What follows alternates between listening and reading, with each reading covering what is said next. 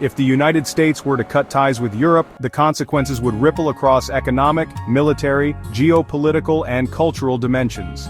Now, I don't have a crystal ball, but based on history and the current landscape as of March 4, 2025, we can outline some likely fallout. Economically, brace for impact. Europe is one of America's biggest trading partners, with billions of dollars in goods and services flowing across the Atlantic every day. Think German cars, Swiss pharmaceuticals, French luxury goods. While the United States sends back tech, agriculture, and energy, cutting ties would mean supply chain chaos, price spikes, and major hits to industries dependent on transatlantic trade. United States investments in Europe, estimated around $4 trillion, would be in limbo, while European money in American markets might start pulling out, shaking up Wall Street. And then, there's the looming possibility of Europe slapping tariffs or pivoting toward China, an economic blow that some voices on X have already warned about. Militarily, the United States loses a strategic stronghold.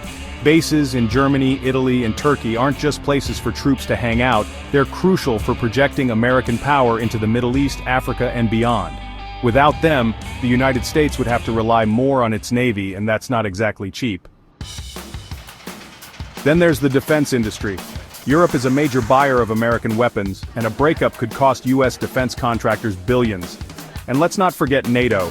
If that alliance fractures, America could find itself facing growing threats from Russia or China, with fewer allies in its corner. Geopolitically, the U.S. influence shrinks. Europe isn't just about historic landmarks, it's an economic and political powerhouse that plays a major role in global institutions like the UN and WTO. Without that partnership, America risks drifting into isolation. And if Europe turns to China or Russia for support, the global balance of power shifts in a way that's not exactly in Washington's favor. Intelligence sharing would also take a hit, making it harder to track global threats.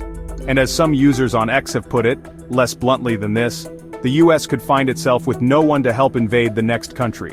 A sharp critique, but one that highlights America's past reliance on European allies for military operations. Culturally, the loss is more subtle but just as real. Europe and the US share deep-rooted values, democracy, human rights, and a legacy of Enlightenment ideals. Breaking away could weaken that ideological bond, especially if Europe moves toward authoritarian-leaning partners.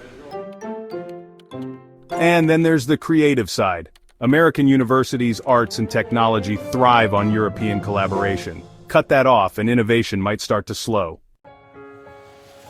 Some argue that dropping Europe would free up US resources to focus on domestic issues or China.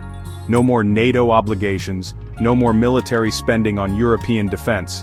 But the general consensus, echoed in analysis and online chatter, is that the costs far outweigh the benefits. The US wouldn't just be shooting itself in the foot, it would be hobbling its global standing for decades. Europe's not perfect, but it's a partner too big to ditch, at least not without a rock-solid replacement plan.